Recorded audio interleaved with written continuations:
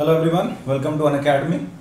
तो आज टॉपिक थोड़ा सा खास है। जैसे मतलब बहुत सारे लोगों को ऐसा लगता है कि सर पता नहीं गेट हमारा जो है वो कितना टफ है, कितनी मेहनत करनी चाहिए, सर क्या करना चाहिए, कैसे करेंगे। कुछ लोगों को ऐसा लगता है कि मैं कर नहीं पाऊँगा। कुछ जो एवरेज स्टूडेंट्स या बिलो एवरेज स्टूडेंट्स रहते हैं उनको भी लगता है कि सर शायद पॉसिबल नहीं है, मैं नहीं कर पाऊँगा। तो मैं थोड़ा सा कुछ एक डाटा आपके सामने रखना चाहता हूँ कि इन केस अगर आप एवरेज स्टूडेंट्स हैं, बिलो एवरेज स्टूडेंट्स हैं, तब भी आप उतना अचीव कर सकते हैं जितना आप चाहते हैं। तो कुछ डाटा के बारे में आज मैं बात करना चाहता हूँ, बहुत ज़्यादा नहीं, बस छोटा सा एक डाटा दूंगा ताकि आपको क्लियर रहे कि हाँ आप इतना अगर करते हैं, इतने एफर्ट्स डालते हैं तो इससे आप वो अचीव कर सकते हैं जो आप चाहते हैं। तो जस्ट टॉपिक देख सकते हैं, आज का जो टॉपिक है वो यही है, रियल कॉम्पिटिशन इन गेट। और बेसिकली हमारा जो फोकस भी है वो गेट 2022 पे है। तो मैं जस्ट जो बात करने जा रहा हूँ दैट इज ऑन गेट 2021 कि हमारा गेट 2021 में कैसा सिनेरियो था, क्या क्या हम लोगों ने गेट 2021 में देखा था। देखिए ये जो प्रेजेंट मैं आपको डाटा शो कर रहा हूँ, this is for GATE 2021। GATE 2021 की अगर मैं बात करूं तो मैकेनिकल में जो बच्चे अपीयर हुए थे, जितने भी टोटल स्टूडेंट्स थे, वो 1,20,594 स्टूडेंट्स अपीयर हुए थे। और 1,20,594 में जो स्टूडेंट पास हुए, जो क्वालिफाइड हुए, वो 17.15%, मात्र 17.15%। मीन्स टोटल अगर मैं 1,20,594 की बात करूं तो लगभग हमारे 20,000 स्टूडेंट ऐसे थे जो क्वालिफाइड हुए थे, मात्र 20,000। ठीक है।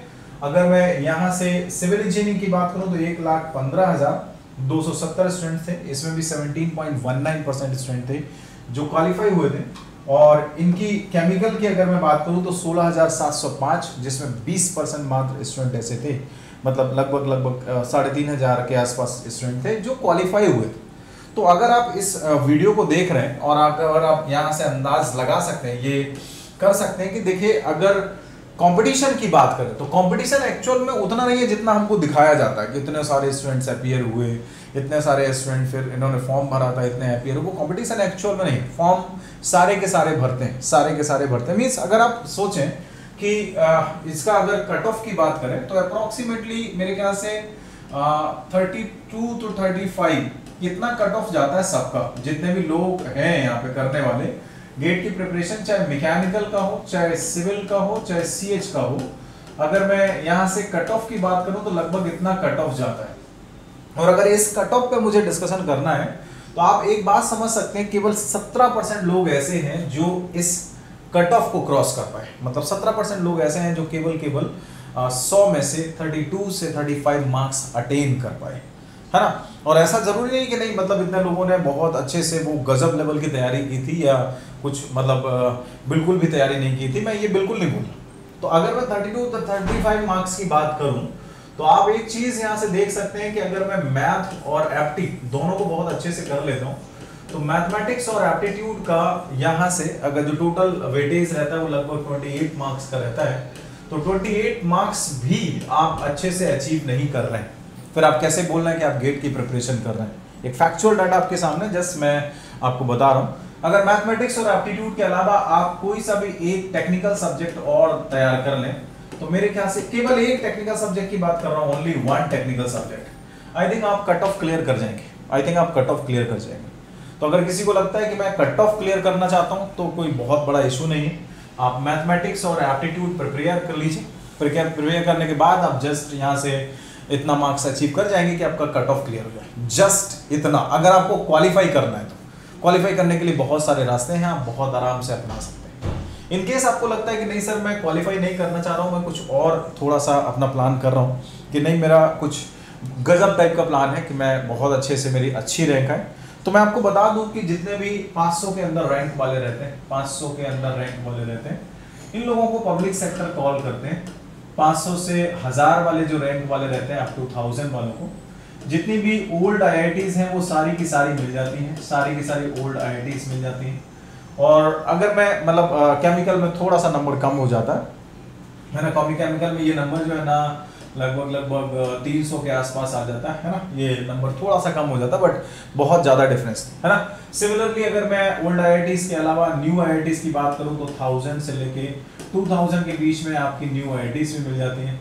अप टू 3000 आपको अच्छा NIT मिलने के चांसेस रहते हैं। तो ये आपके पास यहाँ से जस्ट कुछ इस टाइप से कहानी है। अगर आपको वाकई में ऐसा कुछ लगता है कि नहीं सर कंपटीशन बहुत ज़्यादा है, तो ये सब कैसे अचीव करें, ये कैसे अचीव करें। अब आप ये सोचिए कि अगर आप 28 to 35 मार्क्स केवल एक टेक्निकल सब्जेक्ट लाके कर सकते हैं, आपको लग रहा है कि सर मैं करना चाहता हूं और मेरे गेट में अच्छी रैंक आनी चाहिए, तो कैसे कर सकते हैं सर, कैसे करेंगे। पब्लिक सेक्टर की बात हो या किसी IITs की बात हो, मेरा बस एक पर्सनल आपसे मानना है कि अगर आप केवल प्लान कर लें कि मैं 7 to 8 सब्जेक्ट्स अच्छे से कर सकता हूं, केवल इतना प्लान कर लें 7 to 8 सब्जेक्ट्स इंक्लूडिंग मैथमेटिक्स। अगर इंक्लूडिंग मैथमेटिक्स आप 7 to 8 सब्जेक्ट कर लेंगे तो definitely you will achieve a good rank. अगर 4 to 5 सब्जेक्ट आप लीव करना चाहते हैं तो आप कर सकते हैं। इट्स अ टाइम कि अभी आपको बहुत कंसाइज वे में उतना पढ़ने की जरूरत है जितने में आपका सिलेक्शन होता है। तो आप अगर 7 to 8 सब्जेक्ट में, और अगर आप ऐसा लग रहा है 7 to 8 सब्जेक्ट में आप इस लायक हो जाएंगे कि आप PSU में चले जाएंगे, 7 to 8 सब्जेक्ट में आप इस लायक हो जाएंगे कि आप PSU में चले जाएंगे। 6 to 7 सब्जेक्ट अगर आप रेडी कर लेते हैं अच्छे से अगर 6 to 7 सब्जेक्ट रेडी कर लेते हैं तो आप इस लायक हो जाएंगे कि आप किसी भी ओल्ड IIT में चले जाएंगे, ठीक है, ओल्ड IIT में चले जाएंगे, ठीक है। यहाँ से अगर आपके पास 5 to 6 सब्जेक्ट भी रेडी है, मतलब आधा रेडी है, जस्ट हाफ रेडी है, स्मार्ट वे में करिएगा अपना जो भी है, जस्ट हाफ भी रेडी है, तब भी आप ये समझिएगा कि आप अच्छे NIT में बैठे हैं, अच्छे NIT में बैठे हैं। तो आपको करना क्या है, आपको कैसे कैसे क्या चीजें करनी है, ये चीज आप अपने ऊपर सोचिए कि नहीं मैं कितना कर सकता हूं, है ना। ऐसा जरूरी नहीं है कि आपको पूरे के पूरे 14 सब्जेक्ट तैयार करने हैं। 14 सब्जेक्ट के बाद सर देखूंगा मैं कुछ हो पाएगा कि कुछ नहीं हो पाएगा, या कुछ कर पा रहा हूँ कुछ नहीं कर पा रहा हूँ, तो आपको इस पे फोकस नहीं करना। आपको फोकस किस पे करना है कि मैं स्मार्ट वे में कितना अच्छा कर सकता हूँ, और वो कितना अच्छा करने के लिए जस्ट इतना फोकस करिए कि मुझे सबसे पहले मैथमेटिक्स और एप्टीट्यूड को अच्छे से करना है। जो लोग अभी भी तैयारी करना चाहते हैं, मैथमेटिक्स और एप्टीट्यूड की तैयारी करनी है, या मैथमेटिक्स और एप्टीट्यूड के बाद मैं वो टेक्निकल सब्जेक्ट्स उठाऊंगा जिन टेक्निकल सब्जेक्ट्स का वेटेज बहुत ज़्यादा है, तो उन टेक्निकल सब्जेक्ट्स को उठाऊंगा। इसके बाद हम यहाँ से जो भी हमारे पास, अगर मुझे ऐसा लग रहा है कि मैं PSU में जाना चाहता हूँ, तो अभी वो 7 to 8 सब्जेक्ट आप गजब लेवल से तैयार करो, दैट्स इट। अगर हो जाएगा तो बहुत अच्छी बात है। सिमिलरली केमिकल वालों के लिए अगर मैं बात करूँ, मतलब ऑन एन एवरेज अगर मैं यहाँ से जस्ट सबके बात करूँ मैं कि कितने बच्चों में कंपटीशन, एक्चुअल में देखो मैकेनिकल सिविल वालों को अगर मैं बात करूं तो आपका कंपटीशन बेसिकली 7000 स्टूडेंट्स में है। आपको ये 7000 स्टूडेंट से लड़ना है जो वाकई में सीरियस है। 15000 बच्चे होते हैं जो प्रिपरेशन करके पेपर देते हैं, टोटल 15000 बच्चे होते हैं जो प्रिपरेशन करके पेपर देते हैं, और 15000 बच्चे में 7000 बच्चे जो होते हैं वो सीरियसली तैयारी करते हैं। उन 7000 बच्चों में आपका कंपटीशन है और उन 7000 बच्चों में आपको लड़ना है। बाकी के सब बच्चे जो हैं वो आप ऐसा मत सोचिए कि पूरे 1,20,000 1,15,000 नहीं, 1,20,000 1,15,000 में आपका कंपटीशन कभी था ही नहीं, है ना।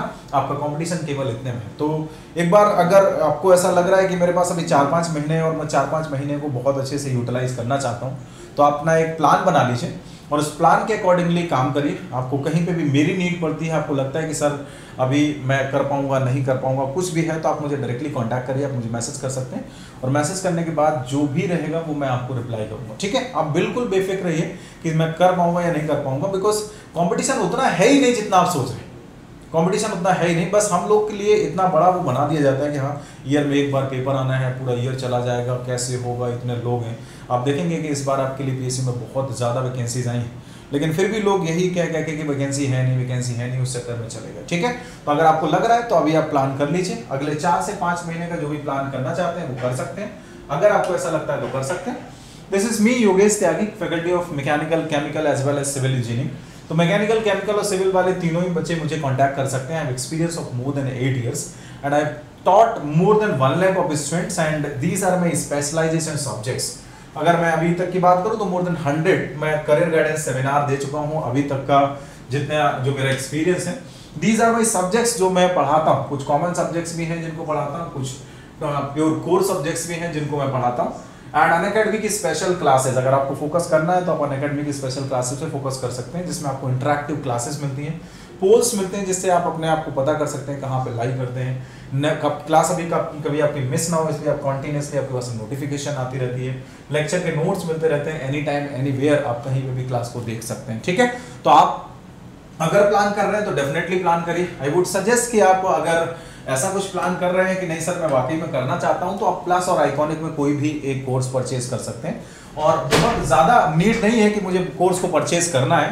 कोर्स को जो परचेज करना है वो आप प्लान बस इतना करिए कि आप 6 मंथ का भी प्लान कर सकते हैं। इन केस अगर आपको ऐसा लगता है कि मैं 6 मंथ का प्लान करना चाहता हूँ, तो आप 6 मंथ का प्लान कर लीजिए। 6 मंथ में आपको live class, crash course, weekly test, ये सब कुछ जो भी है 6 मंथ में बनाइए कि मुझे 6 से 7 सब्जेक्ट तैयार करने।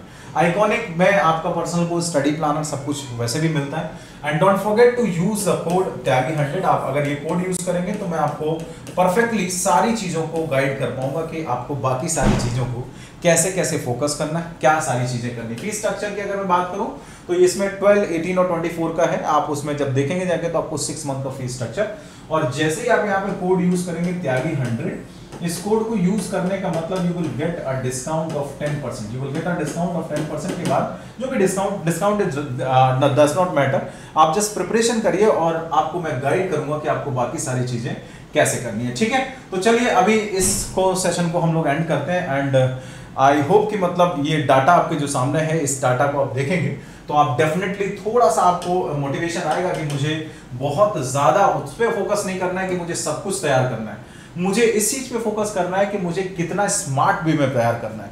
अगर आप स्मार्ट वे में काम करना जानते हैं तो definitely you will be definitely selected, ठीक है। तो okay, thank you to all of you, love you all.